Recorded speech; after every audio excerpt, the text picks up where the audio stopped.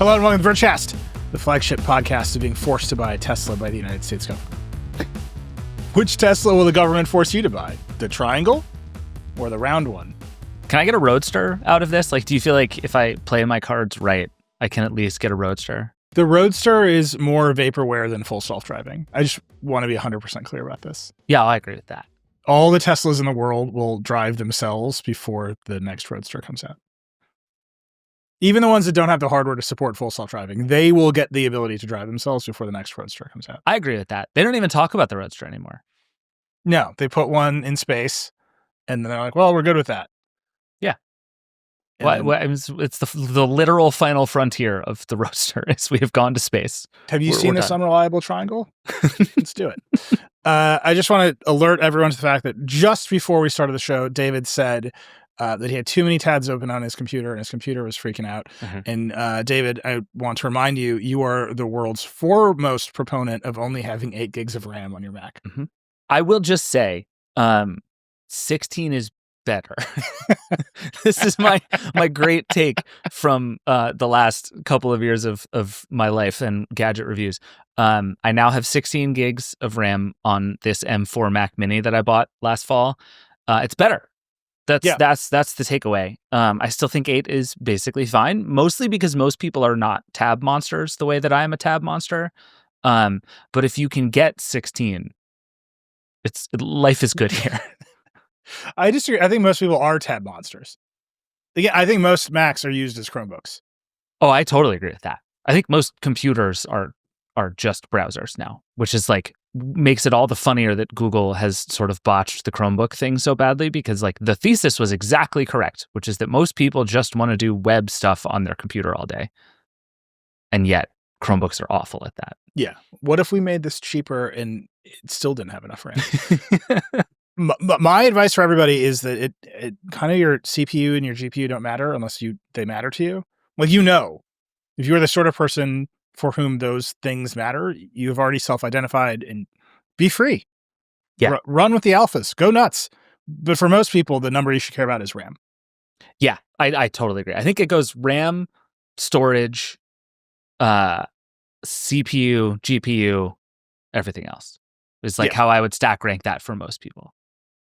There's a number of people who think GPU should be higher than CPU. I'm not sure, but that's like a new phenomenon. Yeah. And I think that's a reasonable case to be made depending on what you do on your computer. But in terms of like what makes your computer feel smooth and fast and good so that you don't like think about your computer a lot, that's still how I would rank them.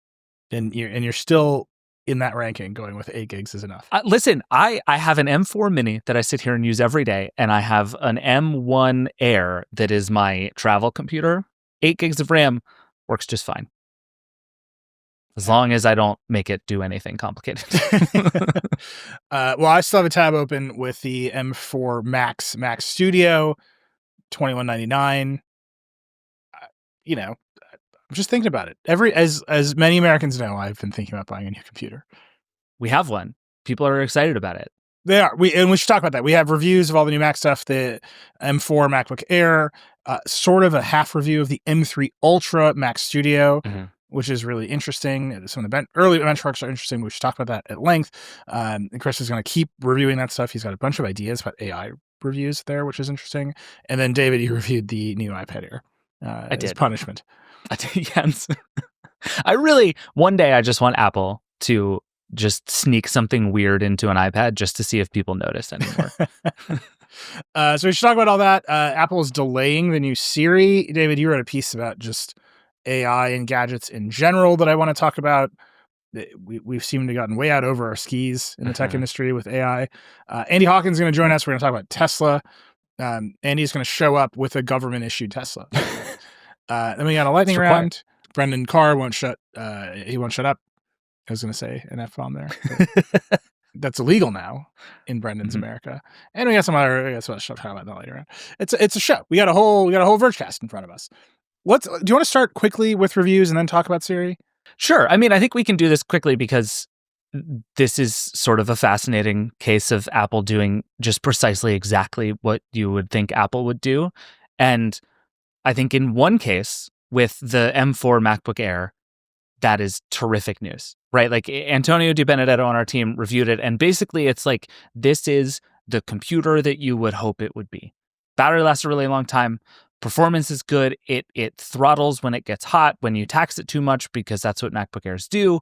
But most people who buy an Air aren't doing that kind of stuff anyway.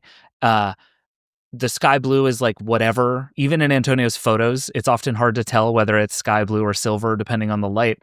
It's just a computer. But it is like, this thing is now $100 cheaper, and it's great.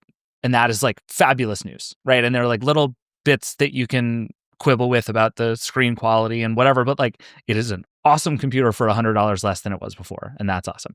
And then on the iPad, I come out of this and I'm like, oh, it's sure. This is like the most iterative upgrade in a long run of incredibly iterative upgrades on the iPad. And like, is it still good? Yes. But if you bought an iPad like since COVID, you don't need this iPad. We actually got a bunch of really interesting feedback to the last episode where we talked about how long iPads last.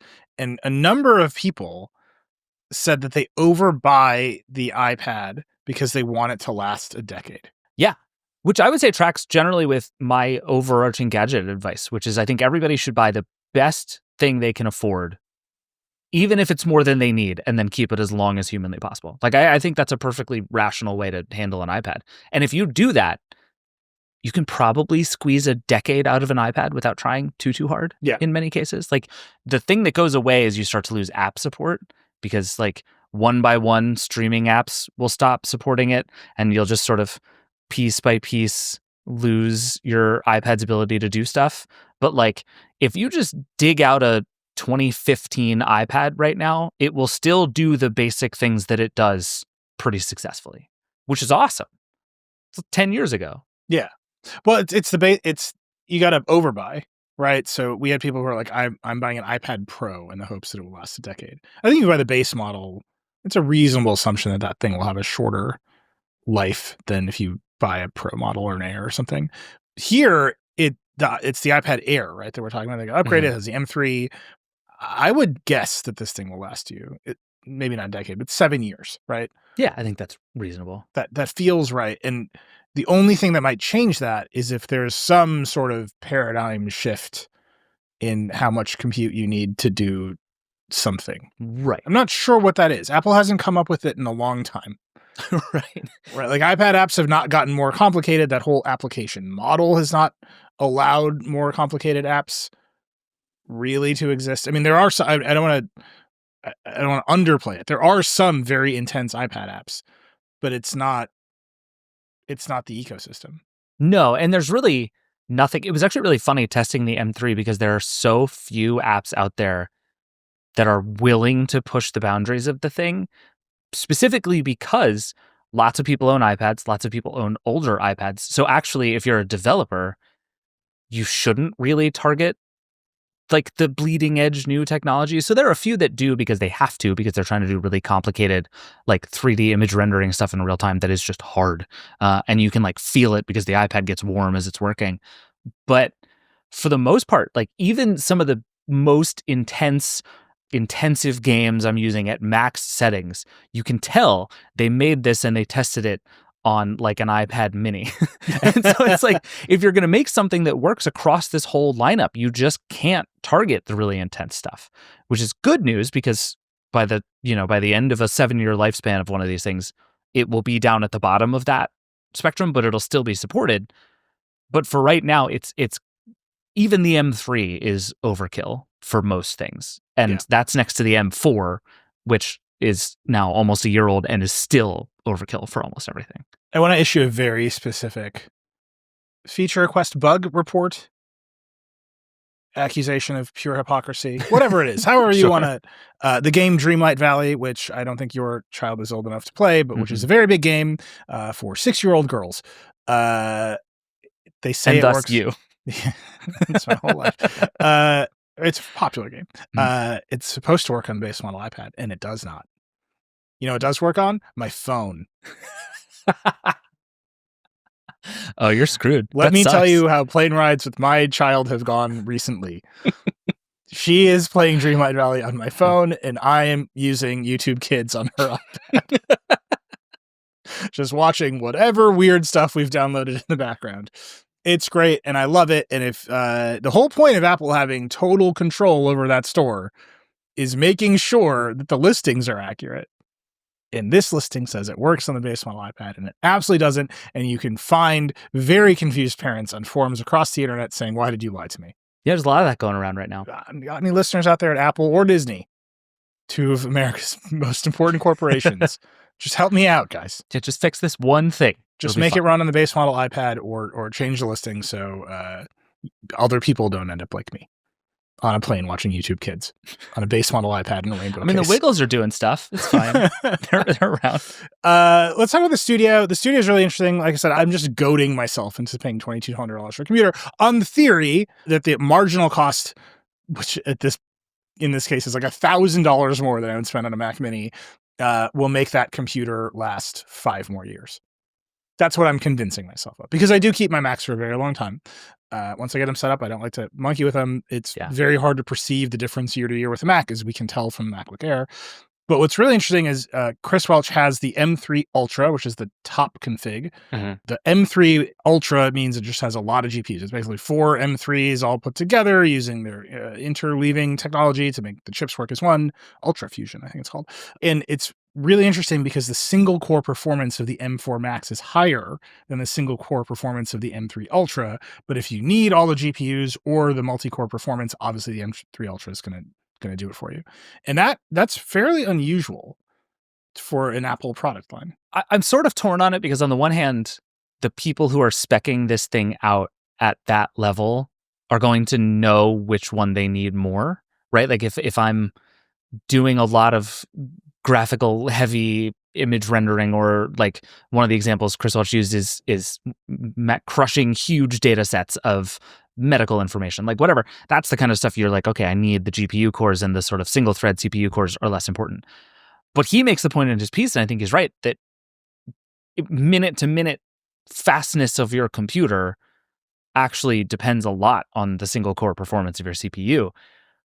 Except this stuff is so beyond what any of that will require anyway, that it does feel like this is an interesting benchmark. But I suspect even if you were to flip the results, most people would not perceive any difference at all. But it is, I think I made a joke last week about Apple sort of muddying understanding of this by making the M3 Ultra more powerful than the M4 Max. And I got a bunch of people who were like, well, the last generation Pro models are more powerful than the current generation regular models. I'm like, sure, whatever. This is confusing. Like there is this is not a simple thing that you can just ladder up in the buttons of Apple's buy process and figure it out that way. It's an interesting quirk of how Apple puts these things together, that this is the case, that what they seem to be able to ramp is GPU more easily and sort of linearly with more chips than CPU, which is kind of fascinating. Because they are just fusing them together. Well, right. It's still, I mean, and I'm not saying that's easy. That's very hard, and they haven't yet been able to really do it with the M4s. Right. But it is the case that what they're doing is they're creating one giant virtual CPU, GPU monster out of individual ones, which is a lot. I mean, that's a lot of how the chip industry has developed over time, but it makes sense that the big multi-core parallel processing workloads would benefit from that approach. Whereas it just doesn't seem like they're motivated to do it on the M4 side yet, or they've figured it out. Yeah, it also just strikes me as a slightly harder problem, right? Like if to take one thing that is designed to work in parallel and shove more parallel at it is just an easier math problem to solve than like, how do you make the thing spin faster, right? Which is not what it's doing, but is like still the metaphor in my head of how a CPU actually works. It just spins around really fast. There's a hamster in there just running. Yeah, just running spins around. Just juice the hamster, man. Just pour some prime on it and see what happens. Yeah. So Chris Welch tested a $9,000, $8,000 studio. Did it make you want a studio more? It made me very confident that the M4 Max base configuration with only one upgrade, which is to get a terabyte of storage, is almost a perfect price performance computer. That's $2,200. I'm not saying it's cheap. Yeah. It's a very expensive computer, especially because the base M4 Mini is like $600, Yeah. right? So it's a huge jump, but am I convinced that that computer will sit on my desk for a decade and I won't be mad about it for a very long time? Yeah, I'm pretty convinced of that. Yep. And it has a faster SD card slot, which matters to me.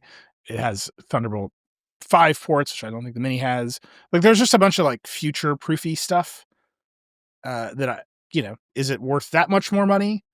Maybe not. But if I end up buying a new computer every 4 years instead of every 10, like maybe that adds up. Yeah. It probably doesn't. It probably still doesn't. But there's inflation and tariffs. The prices go up. You got to get in there while you can. Yeah. How many Mac Mini, like how quickly would you have to rev your Mac Mini before it hits the price? I guess it's like 4 Mac Minis. If you just keep buying base Mac Minis. Yeah, but you have to assume that Apple is going to, someone should help us. Someone make a model. Someone make like an Excel model of this, of what, because I'm never going to buy the base model Mac Mini. That's true. Right. I'm going to add to the RAM. I'm probably going to add to the storage. I want the 10 gigabit NIC. Yeah. So you're buying at least the $1,000 Mac Mini. Yeah. And then you're like, well, I'm just going to buy, I'm going to buy a $22 Mac Studio to run email. It's going to be great. Occasionally turn the dehaze slider up in Lightroom and we'll call it a day. That's the stuff right there.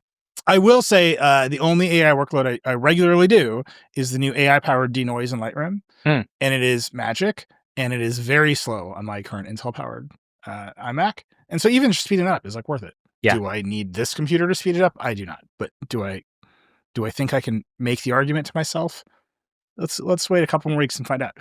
The most interesting thing about the M3 Ultra Mac Studio is that it is powerful enough, if you spec it with enough RAM, to run an AI model like DeepSeek R1 locally, which we have not really seen from other consumer computers. You can run some of these models locally, but you need to build a giant power-hungry desktop PC with a giant power-hungry card, and then to scale it, you need to network the cards together, and you kind of just get very expensive very fast. Yeah, there was a bunch of stuff on Hacker News a couple of weeks ago about people sharing their like somewhere between $3,000 and $3,500 builds to run DeepSeek locally. And even that was like very exciting that they had figured out a way to do it relatively easily. The idea that this is just an off-the-shelf thing that can do it is a pretty big deal.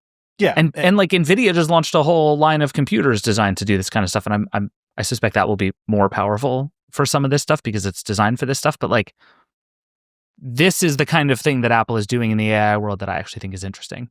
But they're not doing it. Unlike everything else Apple is doing in the AI world. They've just gotten themselves a computer with enough memory and enough processing cores to run a Chinese model that might be banned by the Trump administration locally. Love it.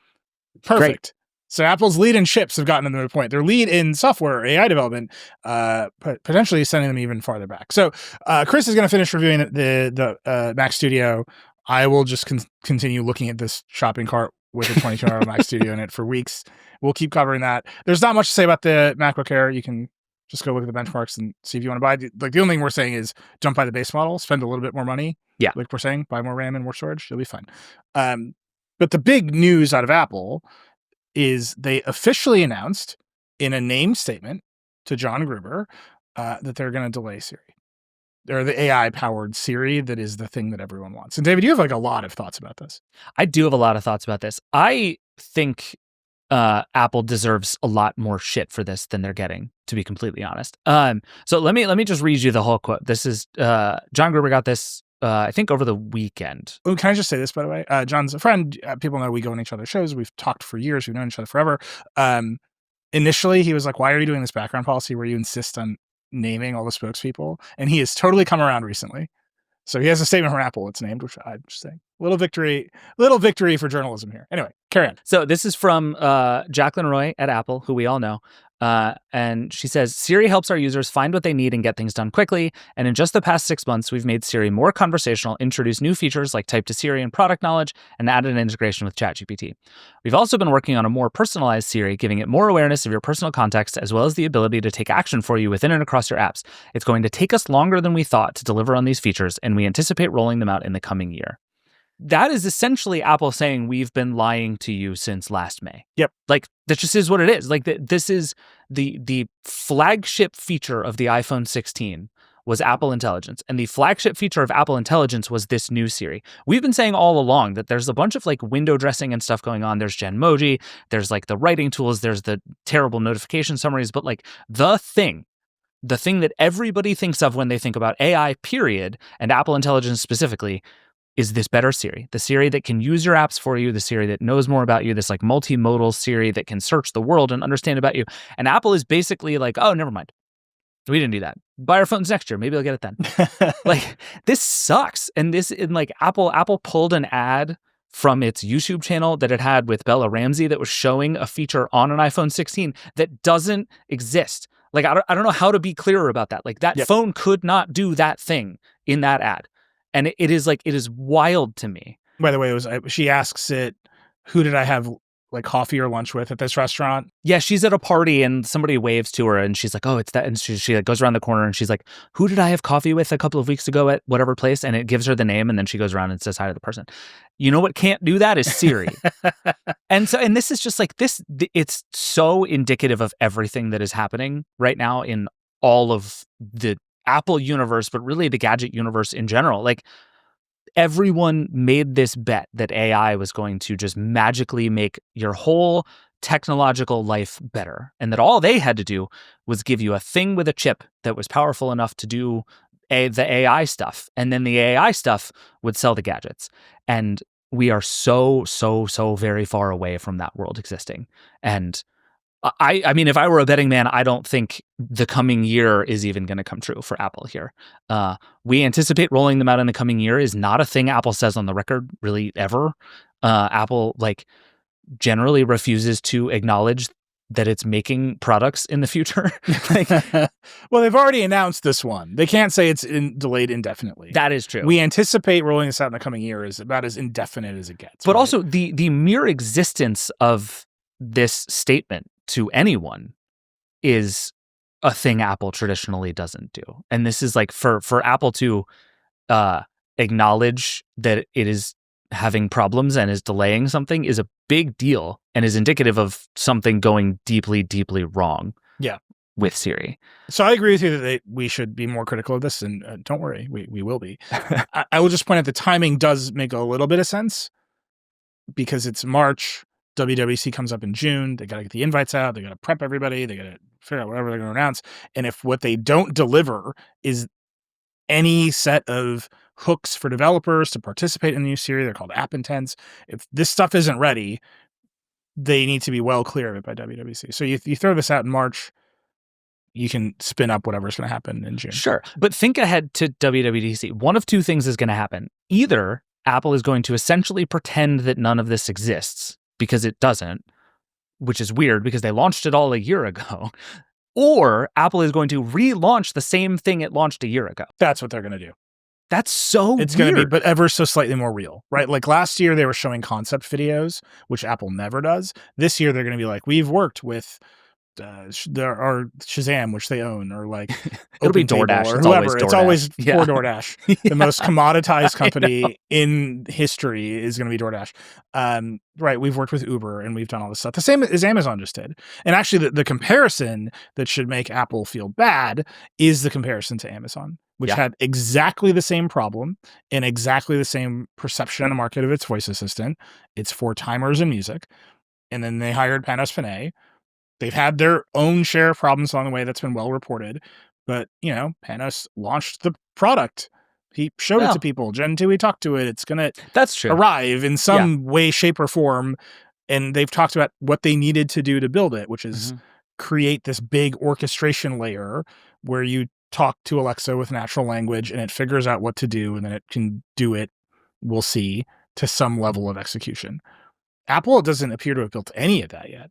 Or if they have, they just took a hard look at it and said, this isn't ready, we're delaying it. Right. Well, and I mean, you look at the first half of the statement and it's like, in just the past 6 months, we've made Siri more conversational, introduced new features like type to Siri and product knowledge, and added an integration with ChatGPT.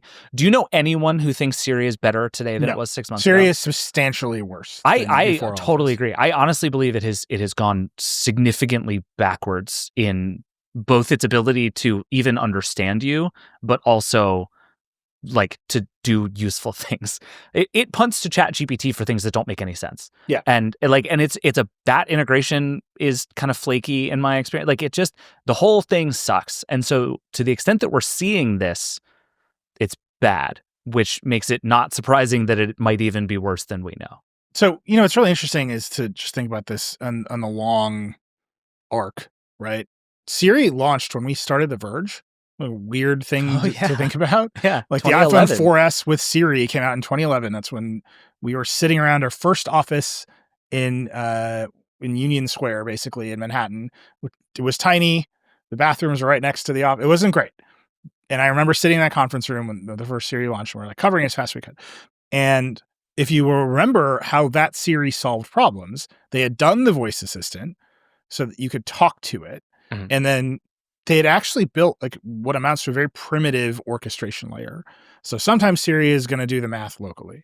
Sometimes it's going to kick out to Wolfram Alpha. Do you remember how often Siri used to kick to Wolfram Alpha? And sometimes it would kick to other services. And they had built this, like, if you just like sort of look at it abstractly, they had built primitive versions of all the things that they need now. Like, we're going to accept the input. We're going to figure out what to do with it. We're going to go out to another service and we're going to come back to you with some kind of answer or response or something. And it worked. It didn't work as well as it should, but kind of the promise was they would add more and more services on the back end, and that orchestration layer would get smarter and smarter, and then voice recognition would improve, and all of that would just sort of get better over time. And instead what Apple did was they kind of just like let it go. Mm-hmm. Like, I don't know why they just let it go, but they just let it go.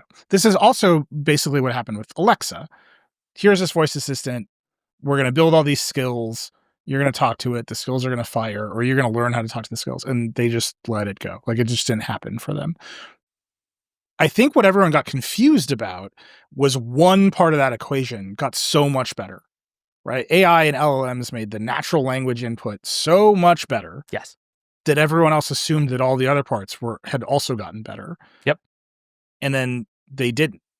Like, they just didn't. Like, the LLMs hallucinate. They get things wrong. They go haywire. So you have this system where the input has substantially changed and everyone sees a paradigm shift. That's what all the CEOs have told me in Dakota. It's a paradigm shift because the input has changed. Mm-hmm. And the history of computing is these big inputs that change, or input methodologies that change, and then computers change. We mice and keyboards, scroll wheels. Everyone knows the Digital Crown was a revolutionary computer on the Apple Watch. That's why they announced the Digital Crown the way they did with the Apple Watch. Yeah. Apple knows that changing the input changes the nature of your relationship to computers. So they fake it. Even when they don't have it, they make sure to mention it. Yep. Multi-touch, obviously. Everyone thinks it's voice now because LLMs can do voice at this level. But underneath that is nothing. Right. And so they haven't built this layer where you can actually, where it's good at going to order the Uber. They have to do a bunch of business deals, basically, or they have to build an agent, or in the case of Rabbit, fake having an agent until they actually build an agent and click around on a website. And I don't think, I wonder if the problem for Apple is as much the building the orchestrator or the API hooks or whatever, as it is getting all of the app developers to participate in a way that makes everybody money. I think Apple's theory was that developers would solve this for them, right? That by virtue of Apple being Apple, and we talked about this when fancy Siri first came out, when Apple Intelligence was first launched at WWDC, was like, if there's any company on earth that can marshal enough of its developers to play this particular game, it's Apple. Right. And so I actually think it is yet again more damning the fact that Apple has not been able to pull this off, because Apple is able to point at its developers and say, hey, we put this weird thing on the home screen, you have to support it. And they do. That is what Apple has done forever, and it keeps working. Like, the dynamic island exists because Apple is like, look, here's a round thing, you figure out what to do with it. And people do. And so Apple's big idea was that this would solve itself, because they would give people app intents and they would plug in and everything would be fine. That, again, misses that orchestration middle that you're talking about that is actually very complicated. But I think also this is just anecdotal, having talked to developers, but I've talked to a lot of developers who don't understand and are not excited about the idea of Siri just abstracting their app away. Yeah. I mean, I keep calling this the DoorDash problem. And you can actually understand by thinking about why these companies support the dynamic island and why they're not excited to support a Siri that makes their app disappear. So let's say you're the CEO of Uber, David, Okay. Mr. Steve Uber. Please, he's my father. It's obvious why you would support the dynamic island, because somebody uses your app and then they close it, and then the operating system is like, remember that app? Right. And the logo sits there. The logo sits Yeah. there, and there's constant status communicated about your app, and then the only thing the user can do with that is open your app again. Mm-hmm. So there's a perfect feedback loop, a perfect incentive match between, yep, I want to communicate constant status, and when the user wants to do anything, they can just bop back into my app and I can show them another ad or upsell them on Uber Eats or whatever it is I want to do. Great. I wish any CEOs of any airline companies would like understand this message. Yep. But like, it's a perfect incentive match between the needs of the operating system, the needs of the user, and the needs of the app developer. You say to Siri, I need a car ride to the airport, and Siri just decides to like fire off the Uber request. Well, you haven't touched the app at all. Right? Like, the app intent has abstracted your app away. And so you run Uber, you run DoorDash, suddenly you don't get an upsell opportunity. You don't get the chance to show an ad or say, put something else in your cart, or even remind people that you exist. And then your rates start to fall. Like, the amount of revenue you're making falls because now you're just, the only thing you're competing on is telling Siri how cheap your service is. And that's great for the user. Perfect incentive match for the user. My robot butler has picked the cheapest car to the airport for me. Right. But none of the app developers want to be in that game. And I think this is true of the Apple model, but it's true of the Amazon model. I asked Panos about it. He didn't have a great answer for it. I asked the CEO of Rabbit about it, and he was like, well, no one's paying attention to us. Which is actually a great answer, right? Sure. Like, in its way, a great answer. Like, he's like, we're not big enough to be a threat. We're just going to build the thing until no one can say no to us. In its way, a great answer. But everybody has this DoorDash problem, which is, why would DoorDash play this game that eventually results in their destruction? I don't think Apple has a great answer for developers right now at all for anything. Yeah. Right? Their answer is put in-app purchases in your app so we can take 30%. Yeah. And like, no one's happy about that. Right. Yeah. Apple has become a very extractive company. And I actually think all of that is stacked together, right? Like, I think Apple has burned a lot of its goodwill with the way that it has thought about things like in-app payments, that has cost it trust with developers who are now wondering about things like app intents, where they're like, okay, I just talk to developers all the time who are less and less convinced every day that Apple is actually caring about what is good for them as a developer. And there is a sense that Apple is now in this to get what it feels it deserves from the success of its devices. And that is 30% of every single thing that happens. And so you burn all that goodwill, and then you say, abstract your app away. Don't worry, we'll take care of it for you. And that sales pitch becomes really hard to make to developers. Right. And it doesn't track at all with the idea that this is a paradigm shift where we'll reset the balance of power and everyone will make more money and there'll be new winners and losers. And now I think it's just a tough sell all the way around. It also doesn't work. Like, I feel like I feel like I'm taking crazy pills not saying this more often. It doesn't work. This technology is bad. There are like things that are cool and interesting about it, but the fact that the most sophisticated thing anyone has developed is this thing will go click around a Chrome browser for you is not success. These things are bad. And I think I am absolutely fascinated to see what the new Alexa is going to be, because, to its credit, I think Amazon has actually done a lot of the work that we're talking about. They've made the deals. They have worked very hard, it seems, on this orchestration layer of figuring out what goes where.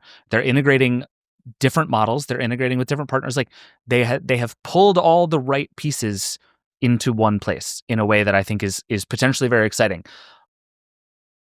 It might still be bad. Yeah. Like, it really might still be bad, because this is a really hard problem and no one yet is close to making this work. Like, forget all the business incentives. It just doesn't work.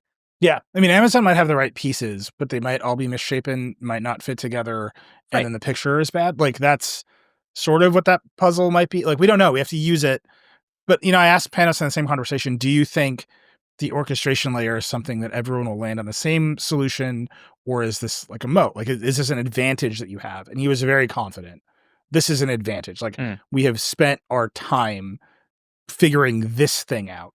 because it's what we need to make everything else work. And you can just see that everyone else is figuring. Like Google could pull on stuff. Like who did I have a meeting with at this cafe a week ago? That's information that's in my Google Calendar. Yeah. Right? Like Gemini should by all rights be able to just do that on a Pixel phone, and Google hasn't flipped that switch yet. They're very close to flipping that switch. Yeah. Very, very close. You can see that they're coming right up on it because they do have all of your data. They are less worried about you talking to the cloud than Apple in like very specific ways.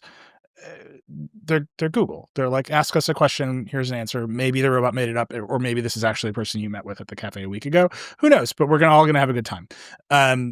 They haven't flipped the switch yet because I don't think they think it's good enough yet.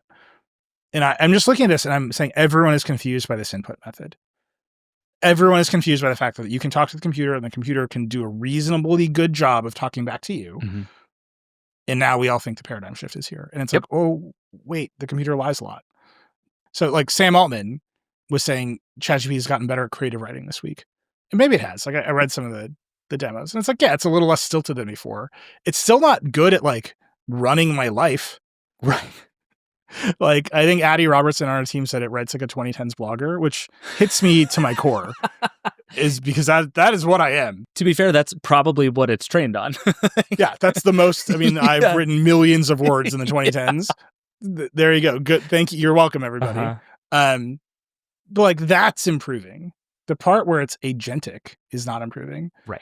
I saw at the Amazon event. I saw Mike Krieger from Anthropic, formerly of Instagram, formerly of Artifact. We've talked a bunch.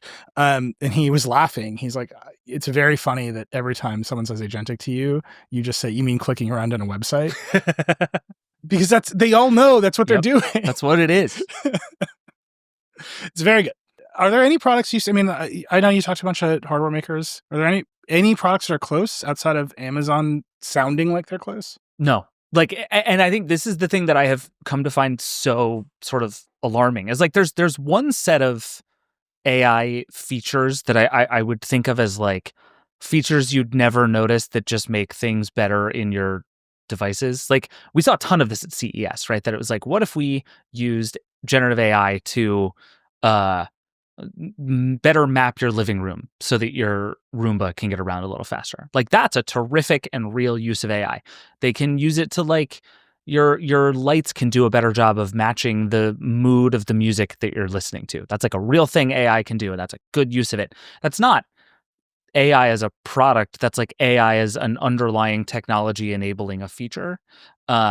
Everything I see that is like AI as a top line reason for this thing to exist is a problem. And this is like, that was the thing that made me write this piece is like, we're at this point now where everyone has decided that AI is finished and they're building gadgets that would be great if AI was finished. And AI is not finished and AI mostly sucks. And thus so do these gadgets. and so, I mean, you look at like it's the smart home stuff, I think, that is probably the easiest, right? We've talked on the show a million times. Ambient computing is the thing, right? This is all anybody talks about. Like, and that is purely AI enabled, right? Like that's how we get there. Tons of data, tons of context, sensors abound, and it just like understands who I am and where I am and what I'm doing. And I can just have a computer and an assistant that's around me all the time. That is pure AI. Do any of those things exist or work? And so what you've had instead is Amazon basically hasn't launched like a meaningfully new Echo product in at least a year and a half, maybe longer, because this company has been so captured by this idea that we have to do AI in order to make any gadgets any good because AI is the only reason gadgets should exist. And Apple just keeps shipping shit that they're like, it does Apple Intelligence. Like we get like briefings to explain new Apple devices every time there's a new Apple device. And I'm sure you've gotten them too, but like over and over, it's just the same Apple Intelligence demos on different screens. Like this is a problem. All of these things exist in service of AI that doesn't exist. So what is the point of any of these gadgets right now? And it's just starting to drive me insane. Yeah. It's funny because AI driving the gadgets, again, I would put that in the category of we made multi-touch and now we think smartphones should all look this way. So the whole industry has built BlackBerry Storms. Yeah. Right? Like that's kind of what this feels like. Like we're new Windows Mobile 6.5.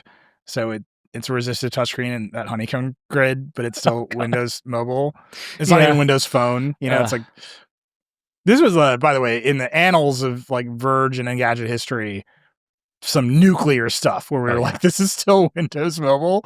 They just added resistive touchscreen support. Like, that's where we're at, right? Like, we made this new interface, or OpenAI showed off a new interface, and everyone was like, we can build, what the consumers want is poking these screens, and no one thought about the software underneath it, except for Apple, and then a little bit later Google, and then you had iOS and Android, and we don't have those products yet. We have ChatGPT, which people love, and then we have a bunch of coding products, and we've gotten some notes from people who are like, you're not paying attention to what's happening on the software development side. These are very useful tools in software development. Great. But the consumer paradigm shift that all of these companies are betting on does not exist yet. Right. The thing I keep saying to people when I talk to is like, I think the B2B implications of AI are huge and real and present, right? Like, there are so many ways in which companies are using AI to do interesting stuff. Some of it I find hugely problematic, but some of it is really interesting. None of that is regular people things. And I'm like, I am here asking you about regular people things. And those are just the lies that people tell to make themselves sound more interesting than they are. Yeah. That's what this is right now. I will say, as we've been talking, another part of the story that we were going to talk about is flip-flopped. Oh, Lord. So Apple announced this delay of Siri, or AI-powered Siri. That led to some rumors that their smart home display, which felt like an iPad on a stick, would also be delayed, because what enables that product is being able to just talk to it. Right. And now there's rumors that it could still ship this year. Okay. But instead of having the new Siri, it will have this rumored big design overhaul for iOS and macOS that people have been talking about. Interesting. So instead of the thing that would make it useful, they're going to ship it with the thing that makes it pretty and call it an upgrade. I don't want to... This is what we do here. I will say, everything that I have heard about the new iOS designs, I'm actually very excited about. Like, there are all the reporting from Mark Gurman and others is that it's going to be more Vision Pro-y, which means much more sort of colorful and glassy and spatial and kind of three-dimensional. And I'm into that. The iOS 7 aesthetic is long in the tooth and deserves to die. So fine. That is not the same thing as Siri. Right. The paradigm shift is not translucency. It's not making, speaking of Windows Aero Glass is very much the aesthetic of the Vision Pro. Yep. But look, the kids today don't even know what I'm talking about. All right. You didn't have to live through Windows Vista, and it's fine. You're going to think it's beautiful. My hottest take is Aero Glass was not all wrong. Yeah, Aero Glass vindicated will be our headline. 3 people will understand it. Tom Warren, it will explode, and then we'll just move on with our lives. All right, we got to take a break. We've talked about this to death. If you have a solid use case for how AI has changed a consumer gadget, you let us know. I'll offer you just one. I think my daughter is very into space recently, and we just sit there with my iPhone talking to ChatGPT about space almost every night. It's fun, but that is not the gadget, right? That's just an app on a phone. Right. Yeah, that's the thing, right? Like, what in here goes beyond app on a phone or chatbot in my browser? Beat that, and I will have a really fun conversation with you about AI gadgets. Also, none of those companies make any money. All right, we got to take a break. Hopefully, by the time we come back, all of the AI companies will have figured out a revenue model. But in the meantime, you're going to listen to these ads. We'll be right back. Support for the Vergecast comes from 1Password. To our security and IP professionals out there, we know you've got a lot on your plate. You're protecting devices, applications, and employee identities. Plus, there's also all that scary stuff outside your security stack, like unmanaged devices, shadow IT apps, and non-employee identities. It's a lot. Fortunately, you can conquer those risks with 1Password Extended Access Management. 1Password says their award-winning password manager is trusted by millions of users in over 150,000 businesses, from IBM to Slack. And they say their extended access management secures your company without leaving your employees behind by blocking unsecured and unknown devices before they can access your company's apps. You can go to onepassword.com/Vergecast to secure every app, device, and identity, even the unmanaged ones. Right now, our listeners get a 2-week free trial at onepassword.com/Vergecast. That's onepassword.com/Vergecast. We're back. Andy Hawkins is here. Hey, Andy. Hi. Andy, you are our transportation editor, which means the last time I talked to you on a podcast, I asked you why the planes were crashing. Yes. So same level of complexity. We're going to talk about what's going on with Tesla. Oh, boy. And there's quite a lot going on with Tesla. There are protests at Tesla dealerships. Charging stations around the world are getting vandalized, burned down in some cases. Elon Musk is obviously running rampant through the government. The stock is down. I think it's up today, but it might only be up today because Donald Trump and Elon Musk stood in front of a bunch of Teslas at the White House yesterday, and Trump sort of sternly instructed everyone to go buy Teslas. So now the police are going to come to your house and force you to buy Tesla, is what I understand. What is going on with this company? You wrote a story. The headline is just, "Is Tesla cooked?" It's a good headline. And just based on the reader reaction to it, it seems like a lot of people would like the answer to be yes. And a significant number of people believe the answer is yes. Yes. What's happening here? Well, I think sort of the top line issue that we're dealing with here is that the company had a huge spike in its share price immediately after the election. It went up like something like a ridiculous amount, to a point where I think in December, individual stock shares were selling for like over $450. Incredible, right? The investors were clearly rewarding Elon Musk for making what they saw was the right bet in the election. Trump won, and so therefore Tesla needed to be, and Elon Musk specifically needed to be rewarded. But then we started to see a couple of things. First, the company reported its end of the year earnings, and it was kind of shocking and pretty sobering that their sales were down. Not a lot, but essentially they were flat. And for a company that is supposed to be on this exponential growth projection, I think that was pretty surprising to a lot of people. And then the Elon of it all, as Nilay, you like to say, sort of came crashing down, and he was put in charge of this Doge project, and just basically started vandalizing the federal government, shutting agencies down, firing people, barging into places where he wasn't allowed to go, and sort of trampling the Constitution in the process. And that sort of gave rise to, obviously, a groundswell of anger and opposition. I think a lot of people, especially people who consider themselves progressives and Democrats and liberals, were sort of kind of despondent and depressed after the election, really kind of found the way to focus their anger in January. And then in February, we saw this protest movement take root, and people were demonstrating outside of Tesla showrooms. And then sort of separately to that, all those protests were pretty peaceful, but separate to that, there's been lots of reports of vandalism, cars being vandalized, superchargers being set on fire. Someone took a few shots at a Tesla showroom in Oregon. By took a few shots, you mean fired a gun at? Yes, bullets were fired at his showroom in Oregon. They didn't just go on Instagram Live and start talking shit. They fired a gun at the show. Okay. Shots fired. Yeah. As Musk himself said in an interview recently, he said that he, with a big grin on his face, he thought that was a really good joke when he said shots fired. Then the stock started to slide. It had already been going down since January. It took a steep drop earlier this week, one of the biggest drops that we'd seen in over 5 years. To the point that I think at its nadir that it had essentially shed 50% of its value. The company itself lost around $800 billion in valuation, which is just a staggering number when you consider how highly valued Tesla was at that point. And Musk himself lost around $100 billion off of his net worth. Poor guy. Still the richest man in the world. Don't worry about him. He's going to be fine. But what I think we're seeing now, and is now a concerted effort by the government, and namely by Trump, to prop Tesla up. He's sort of bringing the cars to the White House, and they're having themselves whatever that was that we saw on the lawn outside. So some have called it, sort of like an infomercial for Tesla, essentially on government property. And he's talking about, going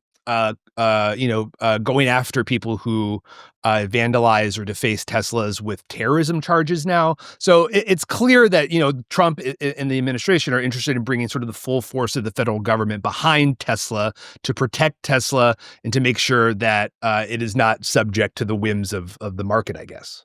You know what's fascinating about this to me? Andy, you and I have talked a few times. I think the three of us have talked a few times on this show about one of the strange things about Tesla is trying to figure out what of the Tesla vibes are about Tesla and what is the Elon of it all. And that those two things have always been really hard to pull apart. Like there's a company that for a long time was way ahead of the game and very successful and has kind of lost its lead over time. And then there's the Elon of it all. And I think it seems very clear to me that the thing that has happened over the last 10 days in particular is that it is just about the Elon of it all now. Oh, wait, no, I disagree. No? I disagree. Not in like a big way, Okay. but just on one element, which is that the Elon of it all for Tesla was what propped up the meme stock bubble of the stock price. Right? Sure. So Elon says all the cars will drive themselves. I'm going to do a robo-taxi. And everyone believes him or they don't believe him or they think, well, the man landed 2 rockets at the same time. Of course, he's going to pull this off. And then the stock price goes up because people think it's going to pay off, right? And I think what has happened very recently is the bloom is so fully off the rose. And even if you want to believe Elon, it's undeniable that he is not paying attention to the company because he's set up in the Secretary of War suite at the Eisenhower Executive Office building with a gaming PC with RGB lights. That's a real thing. You can go look at the picture. It is very funny to see that computer in that office. And there's no way he's paying attention to Tesla. And so even people who are nominally like pro Elon or impressed by Elon are like, dude, pay attention to your company. And the cars aren't going to drive themselves unless you pay attention to your company. And then you can see the multiple is coming down off the stock. And then you can see the sales are falling. And then you can see the sales are falling even more sharply in Europe, for example, where doing Heil Hitler gestures is not taken with the same amount of he's just trolling sort of responses in this country in this moment for whatever insane reason. So you've just got this like the Elon of it all has always been the dreams will come true. And I think now those things are just they're pulling apart. So I'm not saying I disagree with you, David. I'm just saying like there's nothing inside of Tesla that makes it more than a car company anymore. The best example of this I can give you is Mark Kelly, Senator Mark Kelly. Elon called him a traitor the other day on Twitter. So Senator Kelly went to Ukraine. He said, we stand with Ukraine. This is all about democracy. Elon responds to that by saying, you are a traitor. And then today in the Capitol building, reporters asked Senator Kelly, are you going to sell your Tesla? And he said, well, it's a great car. It's pretty cheap on the inside, though. I love the acceleration. I don't get to drive much. I'm looking into selling it. And he was just able to evaluate the car. Not everything the car represents or everything the car might mean or robo-taxis. He just said the truest thing, I'm presuming this is a Model 3, the truest thing you can say about a Model 3, which is it accelerates really fast and on the inside it's a little bit cheap. That stock, you don't get 1,200 times your valuation in stock price against it's very fast and a little cheap. That's a Camaro. We are barreling towards a moment where buying a Tesla is like buying stock in Truth Social. That it is Sure. like it is such a political animal now. And I think, I mean, this was true when the election happened, like you're talking about, Andy, like this company hit a record high after the election, not because it sold more cars, but because Elon Musk won the election. Like that is just a thing that happened. Yeah. And everybody assumed he would use that to Tesla's benefit. And he didn't. He used it to destroy America. But that was the assumption then. And I think for me, that was the moment that any question of like, is this company or is the perception of this company about cars or is it about politics just flipped entirely? Like this is a company about politics.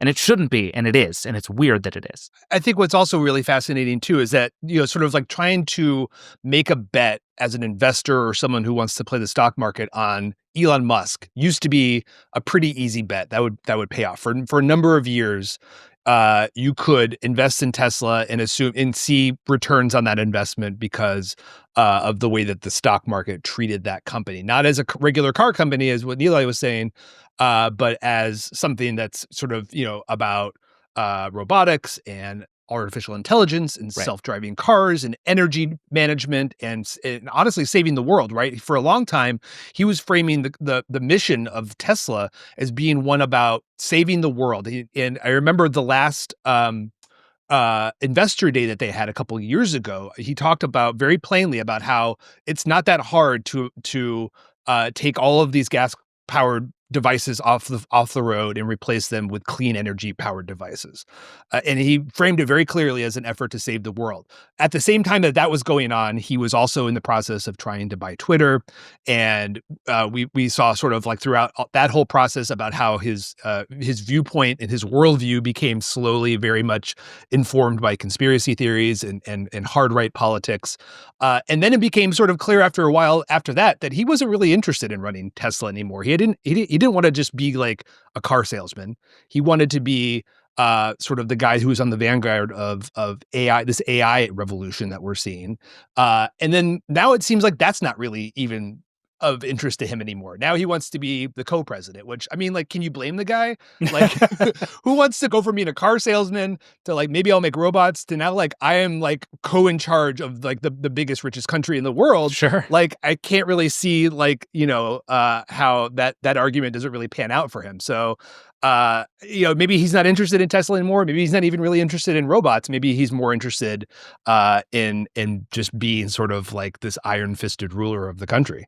I just don't see how that's going to sell them any more cars. Like, at the end of the day, Tesla, I think the reason the Tesla takedown protests have succeeded, and I think they are a success, I don't think you end up doing an infomercial for Teslas on the White House lawn unless the protests are having impact. Mm-hmm. I don't think you see the stock price dropping unless the protests are having impact. The reason is that's an incredible point of leverage, right? You make these cars toxic to own. The Cybertruck in particular has become a toxic car to own. Yeah. And some people are quite happy about that. Like, as somebody who has a big, loud, stupid car, like, I get it. I understand why people like big, loud, stupid cars. But you see the videos of people spray painting them and putting stickers on them. There's a great video I sent to Andy, which was pure Andy Hawkins bait today, which was somebody parked a Cybertruck in a bike lane in New York City, and a guy picked up a city bike and rode it off the Cybertruck like a ramp, like down the windshield, because it was in the bike lane in the way. That's very good. Like, there's something about that that's beautiful. Like, great. I appreciate some funny protests in that way. But the products themselves, to your point, David, they now symbolize a politics. Right. And that's not going to keep sales up.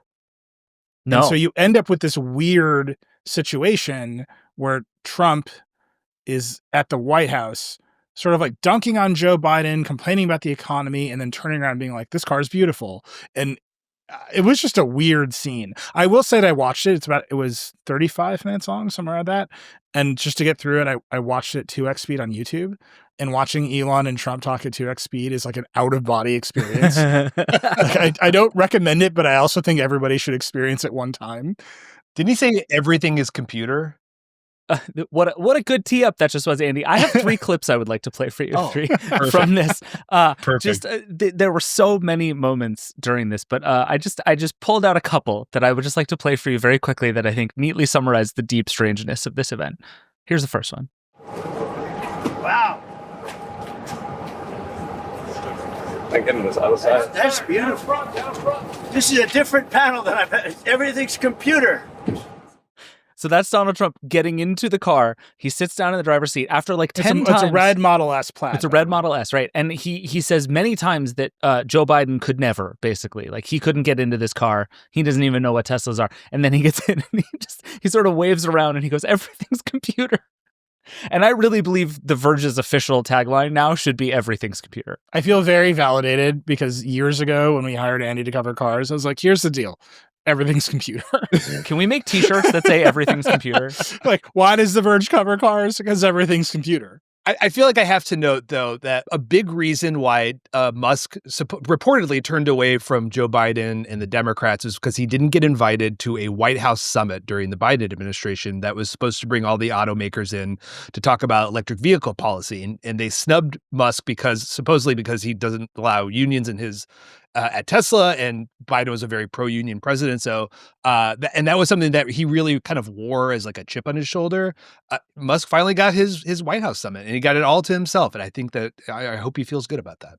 No, I think he felt like Donald Trump went wandering towards the Model Y, and he had to be like, no, come back, look at the Cybertruck, which is a real thing that happened. Mm-hmm. Okay, I have another clip to play for you. They're sitting in the car, and Trump continues to just sort of marvel at the existence of a car, it seems like. Like, you get the real sense that Donald Trump may never have driven a car in his life.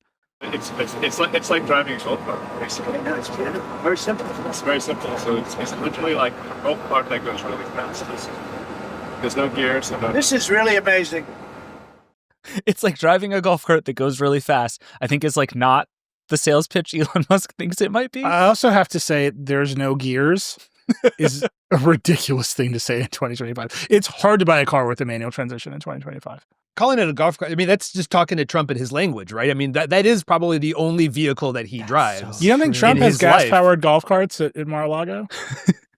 No, they're too loud. You gotta have quiet when you're hitting your terrible bunker shots. David, I will say that I have to register a fact check on you. I know Donald Trump has driven a car because there is at least one video of Donald Trump driving a car that was it the one where he was sitting in the fire truck and did the woo-woo gesture? No. Okay, because that doesn't count. It's him. I believe the video was taken by Barron Trump, a young Barron Trump. He's riding around in a Rolls Royce driven by Donald Trump. Melania's in the passenger seat, and they're listening to Blank Space by Taylor Swift.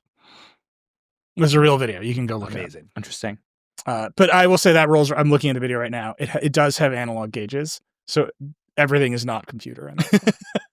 But now it is. Everything's good. So that was Donald Trump drove that car and then this car, and it's a big change from a Rolls to this. I could see how that would. Do you think There's a sequence of that video where people keep telling him to start the car, and then you hear one of the photographers say, "Start the engine," and like I couldn't see Elon's face, but I could see Trump's face, and he just didn't.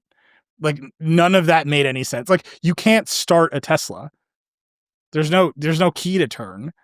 There's no engine. Somewhat famously, no engine. The whole situation was confused. All right, what's the third one? All right, I have one more. I'm just going to play it for you. Thank you all very much. I love Tesla. That's it. That's the whole clip. It's not great. Did you say Tesla? Tesla. Yeah, and that's right. I think Slurr. Combining Tesla with the word slur, I think, is very appropriate in this. Yeah, that's about right. You did not run any of the clips of Donald Trump just sort of beholding the Cybertruck.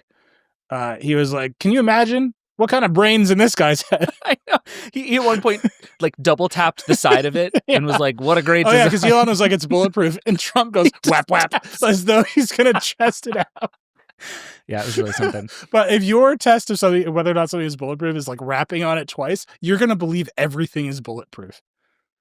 It was weird. It was a weird event, a weird moment. It was, again, scattered with questions about whether there'd be a recession, about whether Trump needed the notes in his own hand that had the prices of Teslas listed on it. Weird all around. He went on a long rant about Columbia University at one point. Like, yeah, it's another First Amendment disaster that's unfolding. But that's kind of my point. All this is so tied up together now that it is like, and maybe this was the inevitable outcome of Elon Musk becoming so entrenched in our government. But like, I don't know. I look around my neighborhood now, and there are everyone who has a Tesla. I live in a very like liberal area, and overwhelmingly I'm starting to see Teslas with some version of the "I bought this before Elon Musk went crazy" sticker, including on Cybertrucks, which debatable. Yeah, that's not a choice for you. Although they did announce the Cybertruck 500 years ago. It's fair. It was the first car ever invented, and then they shipped it. But yeah, I don't see how this goes back either. It really feels like we are at a place where the protests feel like they're going to continue to get worse because this thing is becoming increasingly politicized, and that what Trump and Musk have decided is that actually politicizing it is a way to ban it. No, it's either to sell more cars to Republicans, ideally, who traditionally have not been the people who buy electric cars, or who cares, juice the stock price, right? Like you turn Tesla into a meme stock for Republicans, which has made Donald Trump an awful lot of money over the years. Yeah. I think Tesla, like Neil, I said, it's been overinflated. It's a meme stock. It's overvalued. It's traded more, sort of at a similar level as tech stocks are, and not as a car stock. And I think that a lot of people assumed that taking a faceplant on robo-taxis or the Optimus robots, falling down a flight of stairs or something like that was going to be what sort of ultimately deflated. And I don't think anyone really assumed that it was going to be this sort of like politicization that we're seeing and Musk taking such a prominent role in the administration. But I think that is ultimately what is going to bring Tesla sort of back down to earth, is this hyper political environment that we're in now. Yeah, you never thought it would be the fundamentals of the car sales would bring it back down to earth, right? Like that seemed insulated because of the promises about robotaxis and all the other stuff. By the way, the best sticker on a Cybertruck situation is the couple who wrapped their Cybertruck white and put a Rivian logo on the back of it. So good. Oh my God, that was so good. And then they discovered that they became a meme and had to go on Reddit and like try to like laugh it off and explain themselves, and nobody bought it. Well, and their explanation was, we sold our other Tesla, but we can't sell this one. No one will take it. Yeah, I've seen videos. Yeah, I have a weird TikTok algorithm. I have a lot of like car dealerships on the phone negotiating deals on my TikTok feed. And I've watched a lot of car dealership guys like totally make lowball offers for Cybertrucks. And then basically, the person's like, no. And they're like, call me back. This is the number you're going to get. Like at some point you're going to call me back and I'm going to give you $60,000 for the Cybertruck. And that's just bad news. Now, are a bunch of car dealerships trying to artificially lower the price of Cybertrucks by making TikTok videos? Potentially. But you can see the dynamic for that car in particular is getting worse. And I think some people like the attention. There's a Cybertruck in Westchester, where I live, that is spray painted, and a lot of people believe the owner spray painted it himself. Oh, wow. As a like defense mechanism. As a defense mechanism, as a way to get pictures of his truck on Instagram. No one knows. Yeah. But like that, we're entering the second phase, where people are like, oh, you're doing it for clout. And it's like, that's weird. That's a weird outcome. Yeah. I know a lot of small business owners bought Cybertrucks to like wrap with like the name of their business. If like they had like a small solar company or like a coffee shop or something like that. And now we're starting to see a lot of them sort of reverse on that and take the wrapping off because they don't want their competitor's logo on it instead. Yeah. We should talk just briefly. We talk a lot about the First Amendment on the show. Tesla Takedown is the name of the protest. It's pretty loosely organized. Like there's not a head of Tesla Takedown, it's certainly not like command. It's just like a command system, it's like an army. People are just showing up Tesla dealerships and protesting at certain times, like organized on social media, like you do. Trump is basically saying this is going to be terrorism. We're going to prosecute this. Mike Johnson, the Speaker of the House, said the House would start investigating these protests. The police are out in force at Tesla dealerships now. There's an incredible picture. I believe it's a store in Chicago with just a line of police officers in front of it last weekend, which is just incredible, right? There's a video of a Cybertruck in New York being guarded by 6 police officers, which is very funny in its way. The politicization is running right into the weird First Amendment environment, right? Where, yes, we talk a lot about free speech. Elon says he's a free speech absolutist, but if you protest a Tesla dealership, the full power of the state's police force will be there to greet you. There's something weird there. It hasn't broken yet, right? Like no one's been arrested for protesting a Tesla dealership yet. And I don't think you should burn down the charging stations, but we're in a real fuzzy place. How do you think that's playing out, Andy? Well, I mean, we've already saw this week ICE agents detain and disappear a pro-Palestinian activist for, basically for no crime at all, but for, speaking out in support of Gaza. So it's not a very huge leap to go and start doing the same for people who are speaking out against Tesla. I mean, I think that, what Trump is saying specifically is people who are vandalizing and are doing things that are considered to be violent and dangerous are potentially going to face some of these charges. Whether or not that extends to the people who are peacefully protesting, I don't think we've seen yet. And I don't think that was necessarily what he was saying. It's hard to parse what Trump says too much. And I know that Musk has made claims on X about how these protests are astroturf and are being funded by Soros or whomever else, sort of are the enemies that lurk in his brain. So I don't really know how this is. I think, like, if anything, the protesters are probably now even more motivated to turn out at the locations now that they know that they're on Trump and Musk's radar. I think that a lot of this was about getting their attention, and now that they know that they have his attention, I think we'll see something of an escalation, at least in numbers, which I think is going to cause, I think, a lot of disruption and police overtime. Salaries are going to go up. So, it's going to be really kind of interesting to watch. And I know that in talking to some of the local organizers and some of the people who are promoting the protests online on Blue Sky are adamant about, this is a peaceful protest. We might occasionally get arrested peacefully for occupying space, but we're never going to be defacing or vandalizing. That's not the mission of this movement. The mission is to cause Tesla's sales numbers to go down and to hurt Elon Musk's net worth and stock price. That's all that they're interested in doing. So I think if they can sort of hold that line, it'll really, I think, sort of be on the other side to really kind of escalate things if they want to. I will know that Trump has called the boycott movement an illegal boycott, which is not a tracks thing. right. It's not a thing. Also tracks with Elon saying it's illegal to not advertise on X. I'm just saying the police are coming to your house and you're going to buy a Tesla. That seems very clear. It's the end result of America. That what color do you want, and how much of your personal income do you have to give up to the government in order to receive your Tesla? Is the only question. That's the end state of Doge.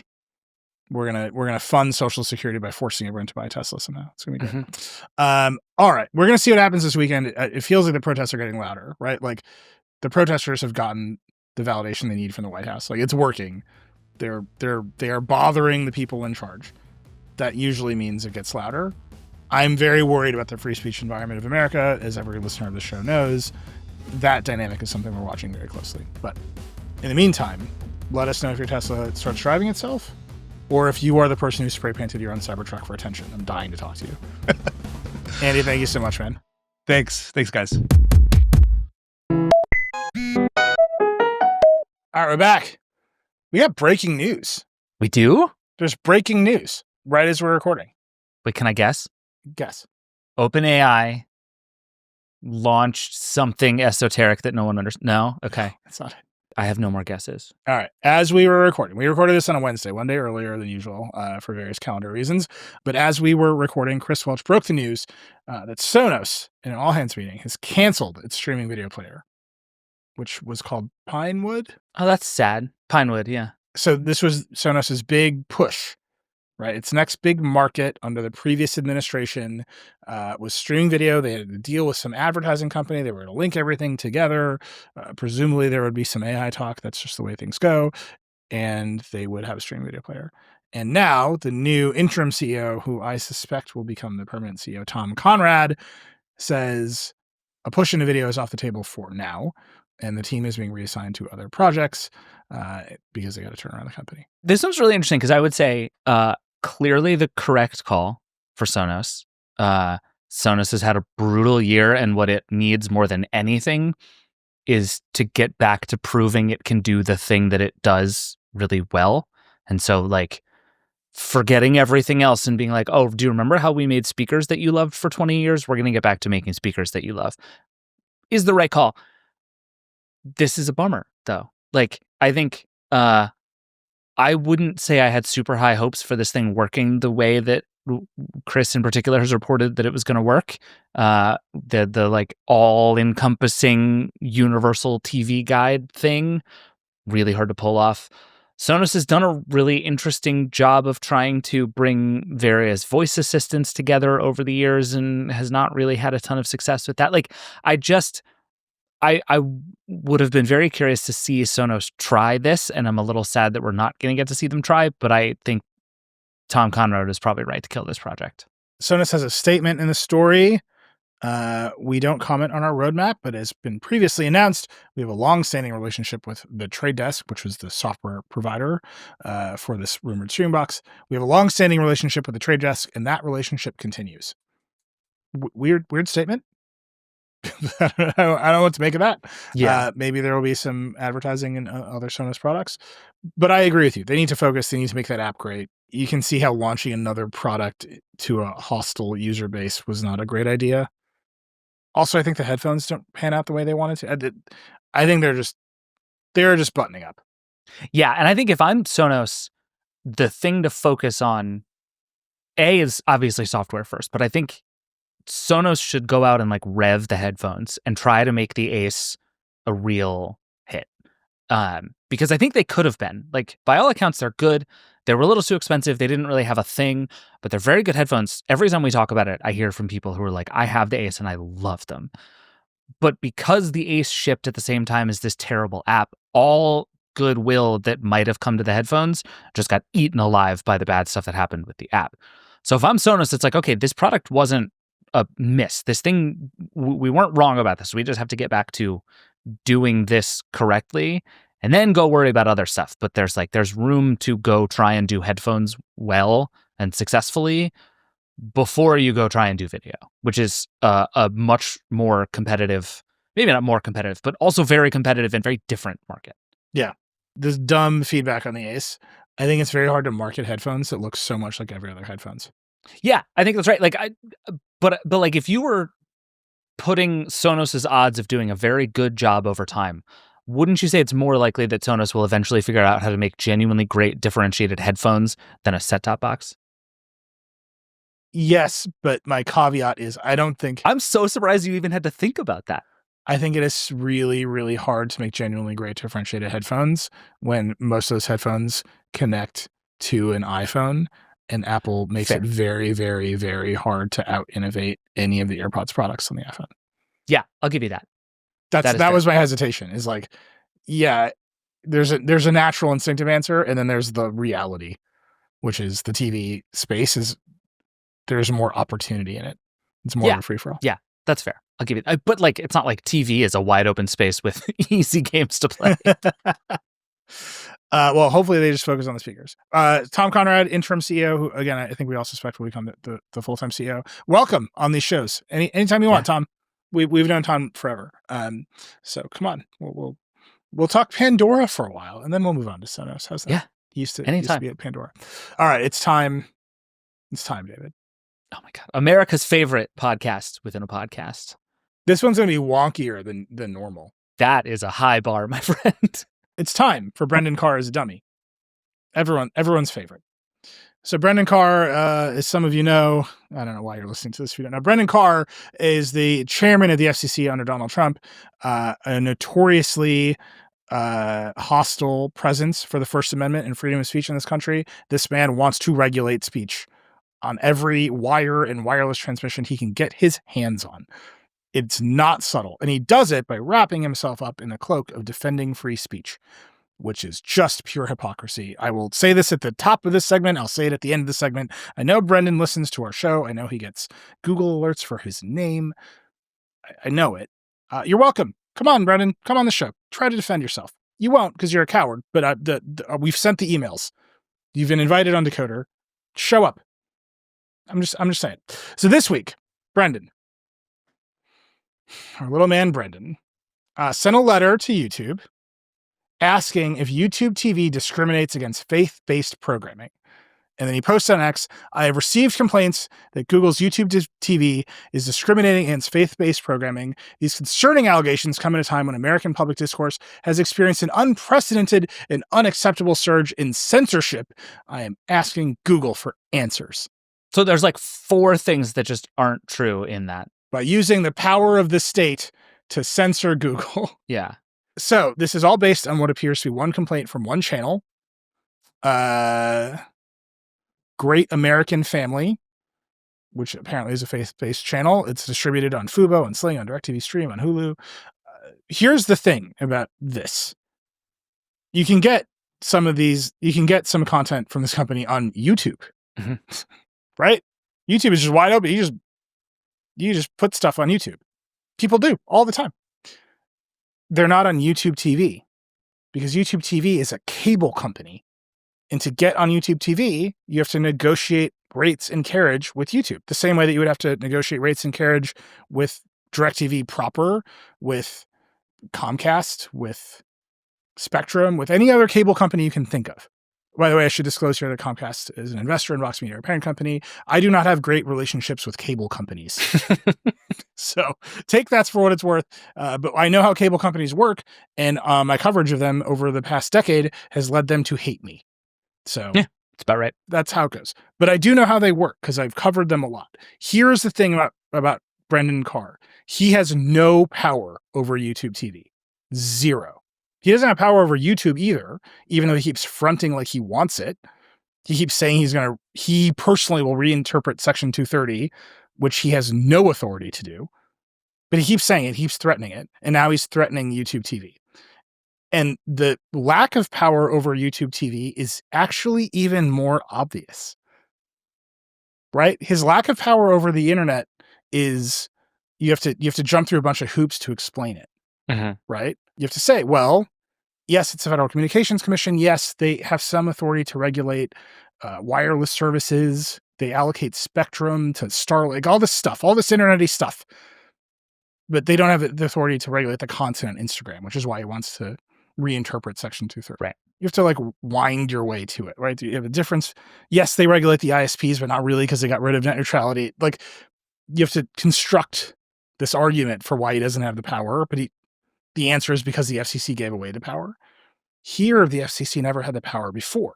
So if you think about why the FCC regulates cable companies at all, there's a very wonky word for cable companies and satellite companies.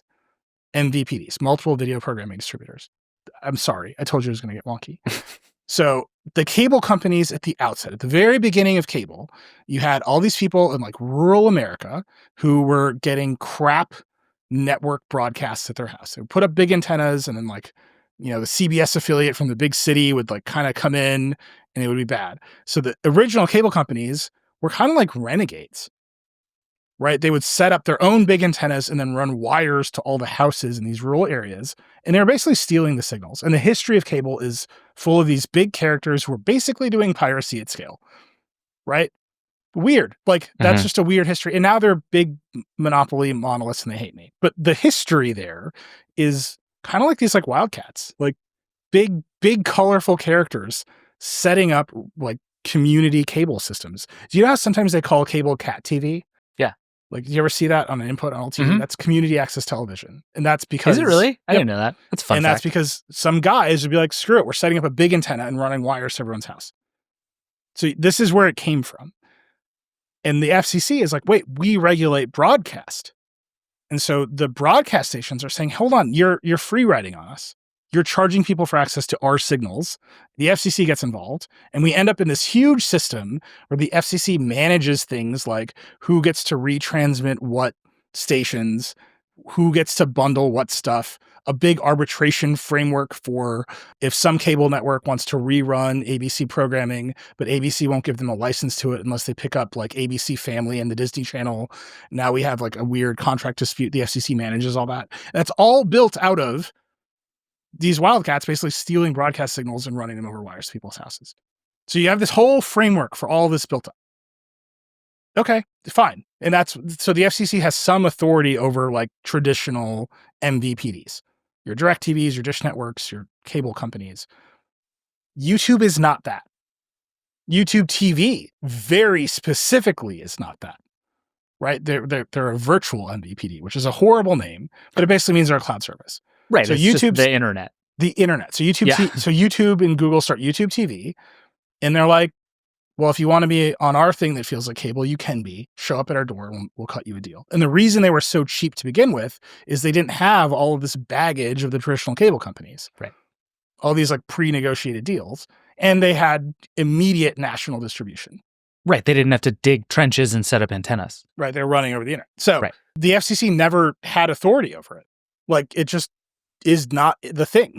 Like there's no part of YouTube TV where they're like capturing signals from the air and rebroadcasting them, and you need this whole retransmission consent regime. This is all like complicated telecom law stuff. Right.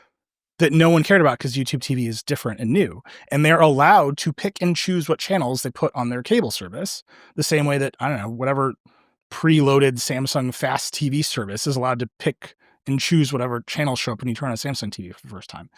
And that's the market at work, right? In the most direct way, that is the free market at work. What channels do you get for your $80 a month for YouTube TV that goes up every month is a decision YouTube gets to make in the free market, and consumers can decide whether or not to pay for it.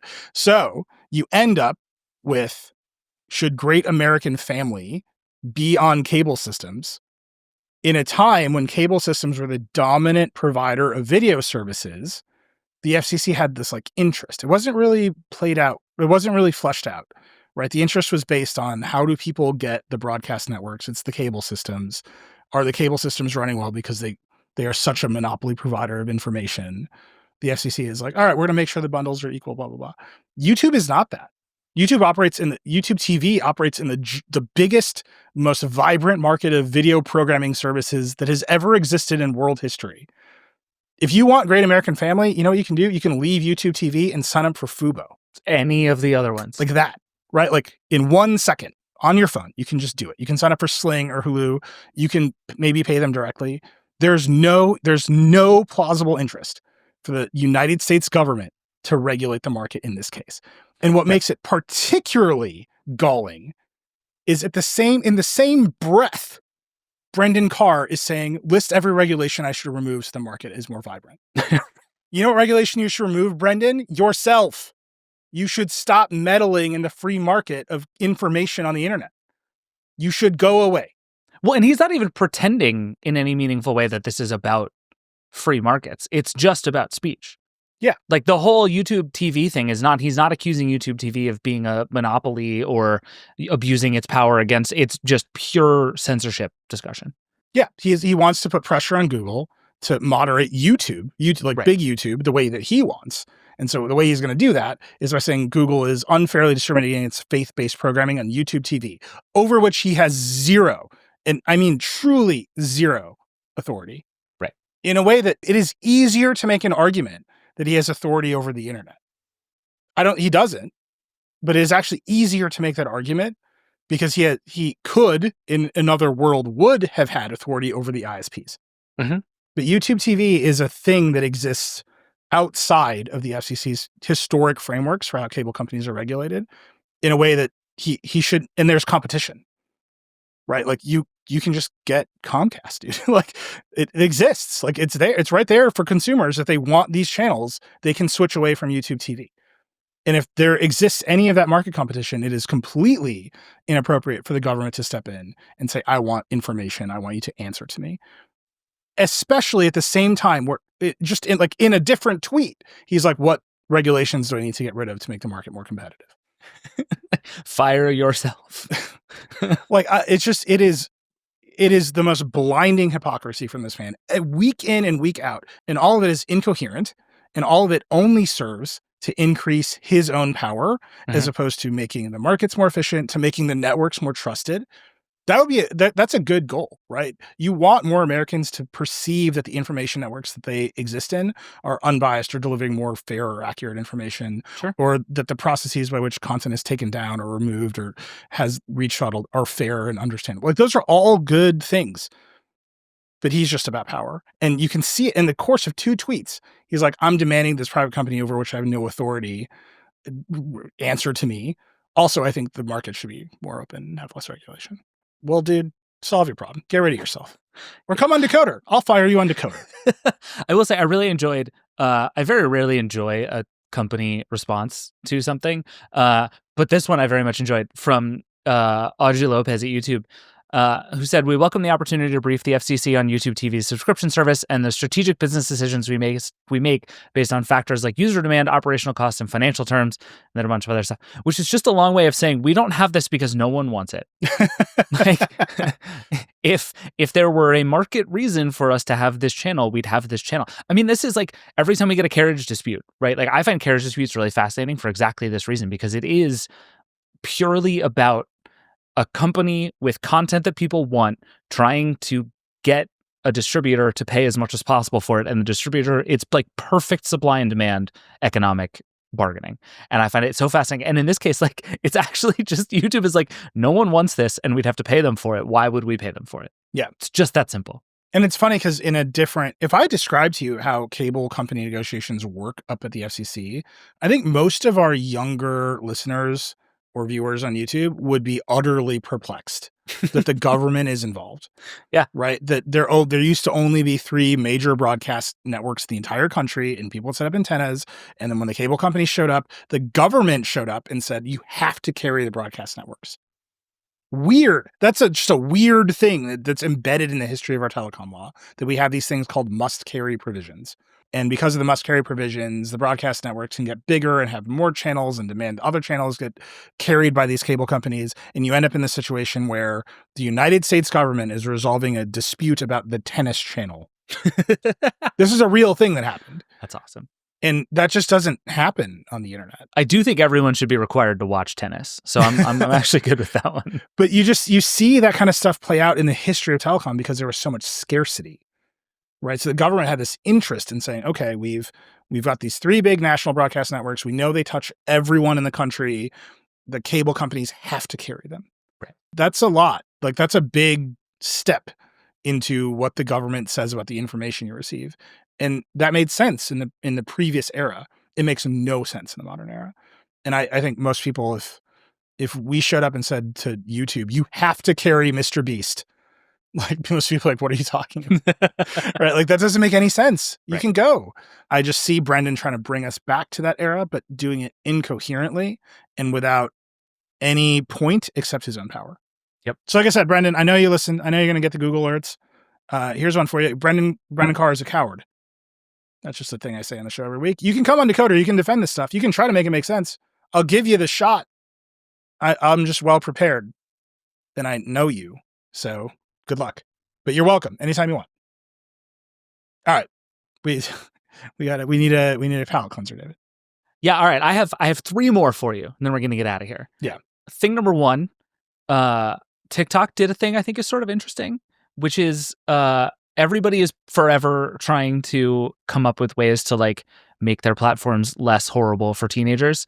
And basically TikTok now has a sort of, it's a parental control thing that essentially starts to wind you down off of TikTok starting at 10 p.m. So it gives teens a reminder that's basically like, it's late, get off, and then starts to play you out, essentially. It's like the Oscars music where it just like plays you off the stage of TikTok. I think this is a great idea. And I think this is a thing that I would also like for me, an adult who should not be looking at TikTok after 10 p.m. But I think like I've been talking to a lot of people about the sort of regulatory environment about this stuff for years, and Lauren Feiner does a really good job of covering a lot of that stuff for us. And watching all of these platforms just like flail to figure out features to make themselves a slightly better experience, especially for young users, it's just really complicated and really interesting. And I actually think this is like a smart idea from TikTok, that it's just like, we're just going to make it harder and harder for you to use this app because you should go to bed. But It's not time for bed. Totally hard. Not totally hard, but harder. And I think take a lot that. of parents would accept the hard 10 p.m. curfew on a TikTok account. Probably. But Casey Newton had this great line about TikTok this week, writing about this. He said TikTok is now in quantum superpositioned. There's a TikTok that's illegal. That's good. Yeah. And then there's a TikTok that exists and is shipping features for teens in America. I would say I forget about the TikTok ban like every 3 days. You know what I mean? Yeah. It's like I just sort of look around and I'm like, oh right, TikTok's gonna get banned. Like It's we banned. are- well, It's banned. that's true. It is The technically law is banned. passed. Yeah. The Supreme Court said it was constitutional. Donald Trump is just not enforcing it. I know we've talked about this already, but the first week of April, when all the tariff stuff comes crashing back down and the TikTok ban delay ends, is like, it's going to be weird times in America. The government might be closed by that. Like, stuff's going to get real weird here. Thing number 2 that I just think is really interesting is Niantic, the company that makes Pokemon Go and a bunch of other stuff, sold all of its gaming business to Scopely, which is a like old social gaming company that I think is now owned by some Saudi government company thing that I don't pretend to totally understand. But I just have been obsessed with Niantic for like years. Pokemon Go, I think, remains like the most interesting AR experiment anyone has done yet, and was a huge giant hit. And then they tried to do it a bunch more times and none of it worked. Yeah, no one cared. There was like the Harry Potter game that people were really excited about. There was the one with the characters with the flowers coming out of their head that I can't remember the name of.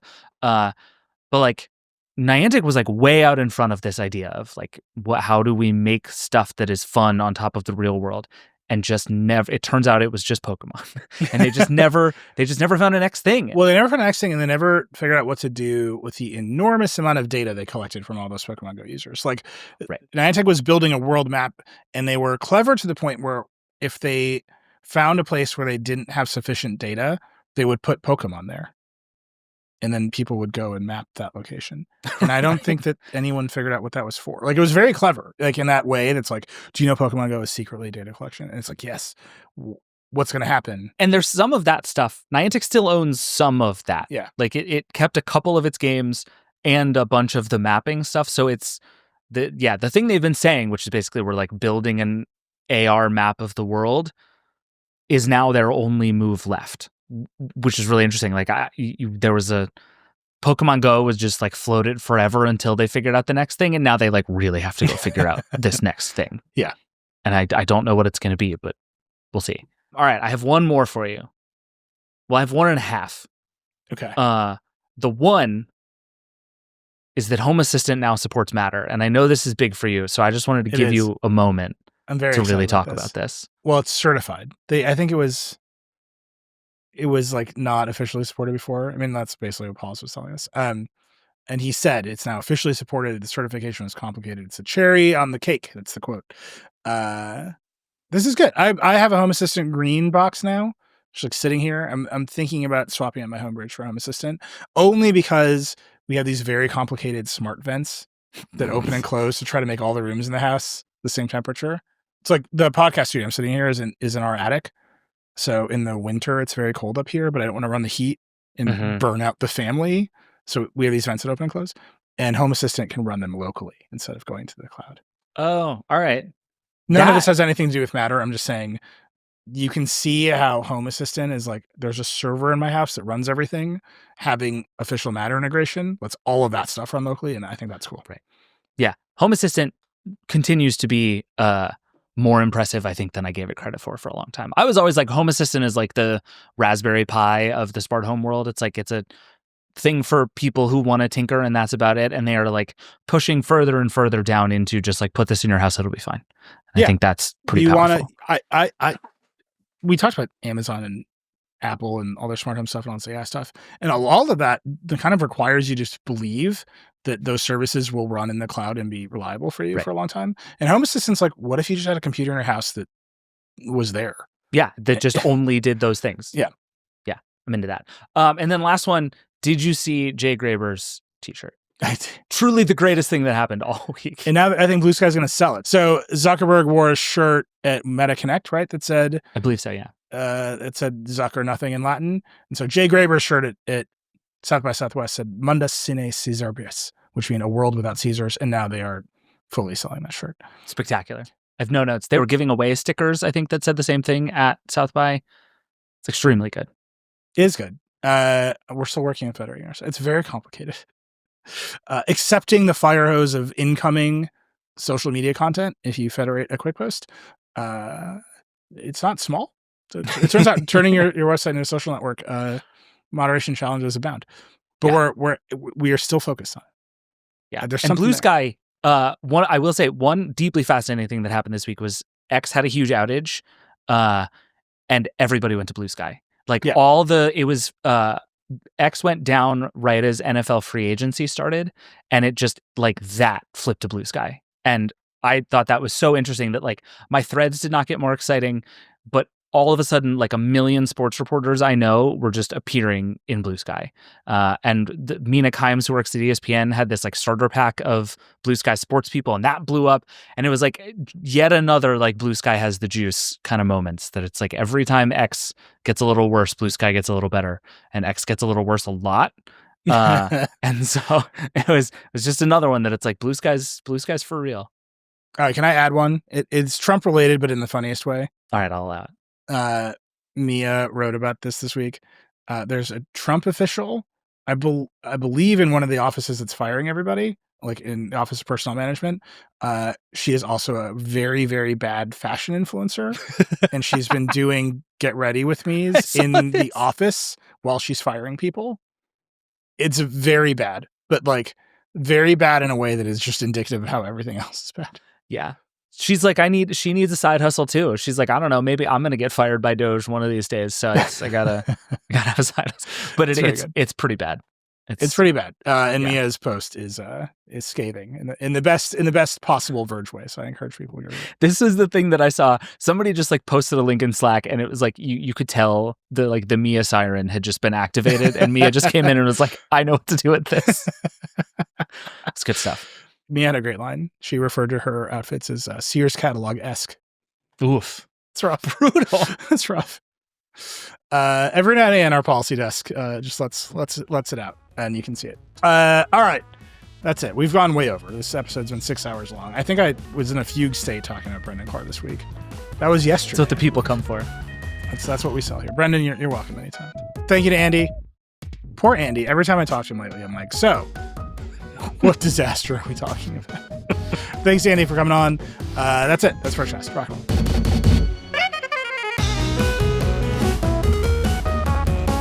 And that's it for the Vergecast this week. And hey, we'd love to hear from you. Give us a call at 866-VERGE-11. The Vergecast is a production of The Verge and the Vox Media Podcast Network. Our show is produced by Will Poor, Eric Gomez, and Brandon Kiefer. And that's it. We'll see you next week.